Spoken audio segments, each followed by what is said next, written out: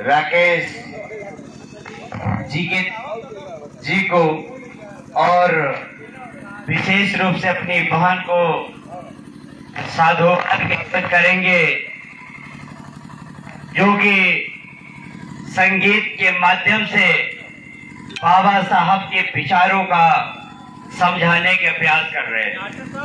उससे भी पहले इस अमरता सरजमी को नमन करते हुए, जो कि आज हम लोग डॉक्टर बी आर अम्बेडकर साहब के जन्मदिन मनाने के उपलक्ष्य में उपस्थित हुए हैं, इसलिए सर्वप्रथम हमारे संविधान निर्माता भाग्य विधाता डॉक्टर बी आर अम्बेडकर साहब के चरणों में नमन करते हुए भारत ही नहीं पूरे विश्व को शांति का पाठ पढ़ाने वाले गौतम बुद्ध जी के चरणों में नमन करते हुए समय समय पे जन्मे बहुजन समाज में संत महापुरुष स्वतंत्रता सेनानी योग के चरणों में नमन करके बातों का प्रारंभ करूंगा।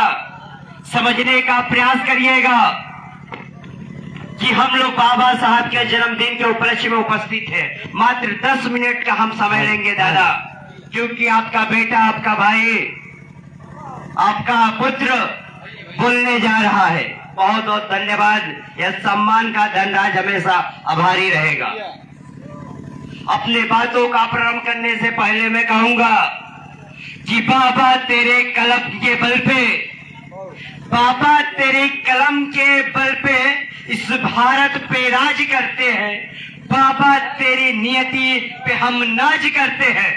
बदलेगा वक्त और ये जमाना, जय भीम नारे के साथ, जय भीम जय घोष के साथ इस वाणी का आगाज करते हैं साथियों, आगाज करते हैं। समझने का प्रयास करिएगा कि हम जन्मदिन क्यों मना रहे हैं, जो कि जन्मदिन पूरे अप्रैल माह तक मनाया जा रहा है। 13 तारीख से ही, जो कि भारत ही नहीं पूरे विश्व में मनाया जा रहा है। क्यों, समझने का प्रयास करिएगा। अरे हमारे बाबा साहब जिसके बदौलत हम आप यहाँ उपस्थित है, हम आप बोल पा रहे हैं, हम आप चल पा रहे हैं। यह संविधान से देश चलता है, मनुस्मृति से देश नहीं चलता है। यह तय आप सबको करना पड़ेगा, यह आप सबको तय करना पड़ेगा। क्योंकि अगर धनराज बोल पा रहा है तो आप जैसे बड़े बुजुर्गों के बदौलत, क्योंकि मुझे पता है कि आप बड़े बुजुर्गों ने कितनी छुआछूत को झेलते हुए, कितनी अमीरी गरीबों को झेलते हुए अपने बाल बच्चे को, धनराज जैसे लोगों को इस समाज में उठने और बैठने का अधिकार दिलाए साहब। ये समझना पड़ेगा।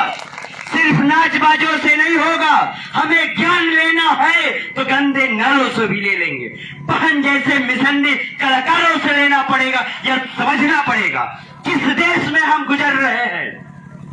कि बाबा साहब कहे थे कि हम मरे नहीं हुए हैं, क्योंकि जब जब तुम संविधान में खोजोगे, जब जब संविधान की बातों को पढ़ोगे, तब तब हम जिंदा नजर आएंगे। इसलिए यह दायित्व बनता है कि संविधान को जिंदा करना है, संविधान को जिंदा रखना है, लोकतंत्र को जिंदा रखना है, तब जाके हमारे बहुजनों की विरासत कायम रहेगा। यह तय आपको करना है।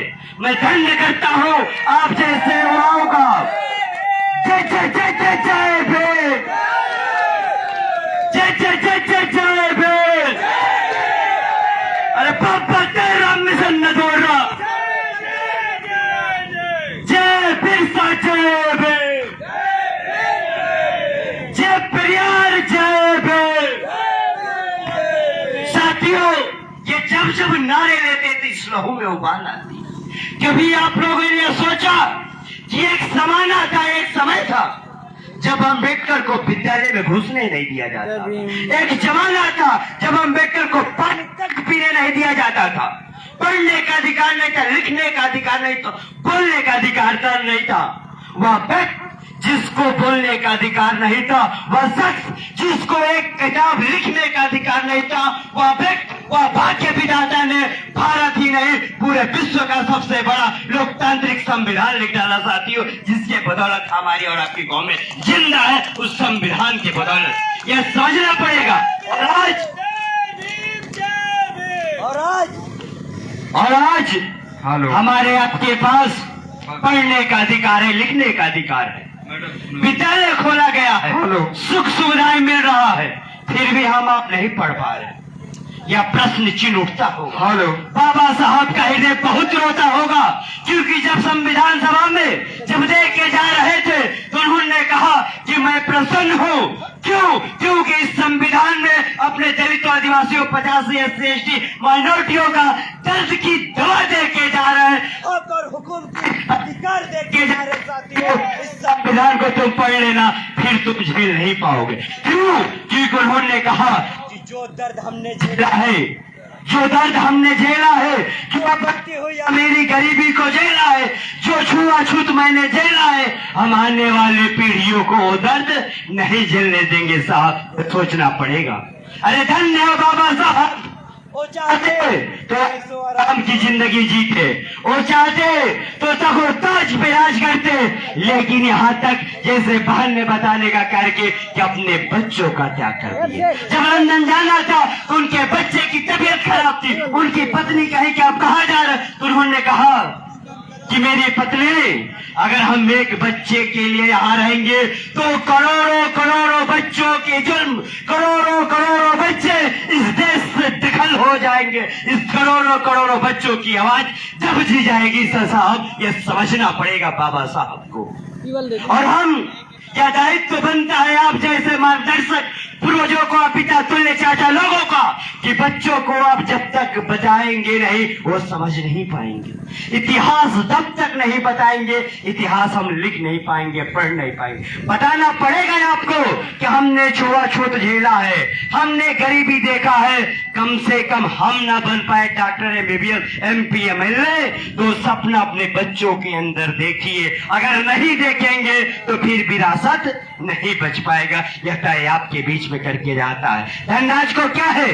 धनराज ने बीड़ा उठाया है, क्योंकि डॉक्टर बी आर अम्बेडकर साहब कहे थे कि सिर्फ हमको पूजने से काम नहीं चलेगा, हमको पढ़ो और उस विचारधारा को धरातल पे उतारो, और जब तक नहीं उतारोगे विचारधारा फैलने वाला नहीं है। आप देख रहे हैं वर्तमान की दौर कहाँ है। आपके संविधान पे बार बार हमला किया जा रहा, आपकी बहन बेटियों के साथ बलात्कार किया जा रहा, आपके युवाओं को बेरोजगार किया जा रहा, आपके विरासत को खत्म किया जा रहा, और हम आप चुप हैं। अरे धन्य हो बाबा साहब, ये एक लहू का विरासत था, और हमारे आपके लहू में क्या पानी भर गया है। माननीय कांसी राम साहब को धन्य देंगे कि इस संविधान को धरातल पे उतारने वाले जम्मू से कश्मीर तक और पूरे भारत में साइकिल से चल चल के आपको बताने का यह कार्य किए, संविधान को धरातल पे उतारने का कार्य किए। और लोकतंत्र क्या होता है, राजनीतिक स्वतंत्रता क्या होती है, यह बताने का कार्य किया। तब कहा जाता है कि मान्यवर साहब आपकी नेक कमाई तूने सोती कौन जगाई। उनकी कमाई था, तब जाके उत्तर प्रदेश में दूसरी बहन कुमारी माधव जी की सरकार बनती है, आदरणीय मुलायम सिंह यादव की सरकार बनती है, तब हम आप सुरक्षित रहते हैं। साथियों, यह तय आपको करना पड़ेगा कि इस विरासत को खत्म कर देना है, कि विरासत को आगे लेके जाना है। मुझे एक पंक्तियां याद आती है, एक कहानी कि एक जंगल में जब आग लगी तो कहा कि आग लगी जब इस वन में तो जलने लगे बाद उड़ते क्यों नहीं पंछियों। राजा ने कहा कि जंगल लगी, आग लगी जब इस वन में तो उड़ते क्यों नहीं पात। चेतु भी बहुत बहुत धन्यवाद ये कमेटी को। आग लगी जब इस वन में तो जलने लगे पात, उड़ते क्यों नहीं पंछियों। जब पंख तुम्हारे पास तो पंछियों का जवाब था। ध्यान रखिएगा कि जब आग लगे इस वन में तो जलने लगे पात, अरे गंदे गीने पात, और धर्म हमारा यही है, मरेंगे इसी के साथ। समझने का प्रयास करिए कि जब आग लगी तो जब चोंच चोंच से वो चिड़िया उस पानी से उस जंगल को बुझा रही थी तो हंस रहे थे, लेकिन ये आप जानते हैं कि आपका देश जल रहा है, आपकी बहन बेटियां जल रही है, आपका लोकतंत्र जल रहा है, तो आप बचाने का जरूर हो साथियों। और चिड़िया को पता था कि बचाने वालों का इतिहास लिखा जाता है, आग लगाने वालों का नहीं। और जब इतिहास लिखा जाएगा इस भारत का, तो आपका इतिहास लिखा जाएगा साथियों। हम कहेंगे कि जब संविधान पे हमला हो रहा था तो हम आप लड़ रहे थे, इस भारत को जब लूटा जा रहा था तो हम आप लड़ रहे थे, तो हम वीरों के। अरे बाबा साहब भी कहे थे, अरे हम तो अम्बेडकरवादी है जो संघर्षों के आदि है। तो संघर्ष आपका कहा गया साथियों? यह पूछता है भारत, पूछता है बहुजन विरासत कि जुल्म ज्यादती अत्याचार पे मुंह खोलेगा कौन? अरे अगर धनराज भी चुप हो जाएगा तो इन मनवादियों सत्ता के खिलाफ बोलेगा कौन? यह तय आपको करना पड़ेगा। धनराज खुली चुनौती देता है कि धनराज की तुम हड्डियां तोड़ सकते हो, हौसले नहीं। जब प्रशासन 35 मुकदमा ला दी, नैनी जेल में 4 बार 28,000 दिन रहे, हमने कहा कि तुम धनराज के विचारों को बंद नहीं कैद कर सकते हो, तुम सिर्फ धनराज को कैद कर सकते हो और धनराज की हड्डियां तोड़ सकते हो, धनराज की हौसला करो। क्योंकि बहुजन विरासत को मानने वाले लोग हैं साथियों। अपनी कौम को पहचानिए, उबलती हुई इस राग को पहचानिए, नहीं तो हम फिर बच नहीं पाएंगे। इस जगहों को पहचानना पड़ेगा। अरे हम तो लड़ने वाले लोग हैं। बिरसा मुंडा के जब अंग्रेजों को छक्का छुड़ा देने वाले उसके विरासत है, ये तय आपको करना पड़ेगा साथियों। धनराज निवेदन करता है, बातें बहुत कहेंगे, लेकिन एक निवेदन करके जा रहा हूं, आपसे निवेदन करता है आपका बेटा, आपका भाई, आपका साथी, आपका दोस्त, आपका मित्र। क्योंकि अगर बाबा को मैं मानता हूं तो उनके विचारधारों पे चलना पड़ेगा। बताइए, माने के बड़े भाई साहब हैं, इनको हम मानते, हम कहे कि मानते, ये कहे कि पानी लाओ मैं पानी ना दो, ये कहे कि धरना जब रहने दो मैं रहने ना दो। तो उसी तरह बाबा साहब क्या कहे थे कि शिक्षित बनिए, संगठित रहिए, संघर्ष करिए। और जब बाबा साहब की बात को हम नहीं मानेंगे, उनकी विचारधारा को नहीं अपनाएंगे, तो कैसे कह देंगे कि हम बाबा साहब का अनुयायी है? हम कैसे कह देंगे कि विरासत को बचाने वाले लोग? ये समझना पड़ेगा। बाबा साहब को सच्ची श्रद्धांजलि। बाबा साहब को तभी सुख होगा, तभी वो खुश होंगे जब बाबा साहब के पद चिन्हों पे चलेंगे साथियों। यह तय आपको करना है कि लड़ना है कि डरना है। हम लड़ने वाले विरासत है, डरने वाले नहीं। बहुत बहुत धन्यवाद साथियों। इस धरती को मैं नमन करता हूँ। मैं कहता हूँ कि तारे को क्यों मौन धरा है, कुछ बोलो आजाद। यह लोकतंत्र क्यों डरा डरा है, कुछ बोलो आजाद। बाबा साहब जो सपना देखे तो वो साथ आपके चले गए। कौन रोता है, कौन खड़ा है, कुछ बोलो आजाद। जय जय जय जय जय भीम। बहुत बहुत धन्यवाद साथियों। जय भीम, जय बाबा साहब, जय कांसीराम, जय बहुजन समाज। उपस्थित हमारे अग्रज आप सभी को बहुत बहुत आशीर्वाद, धन्यवाद। जय भीम, जय भारत।